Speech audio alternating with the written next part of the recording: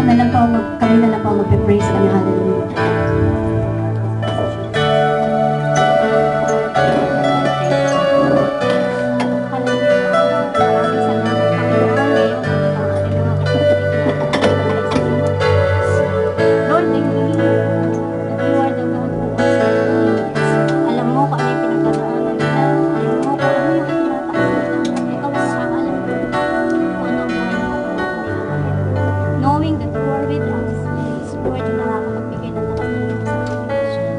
Taas ko mga kapatid ko sa iyo, Panginoon.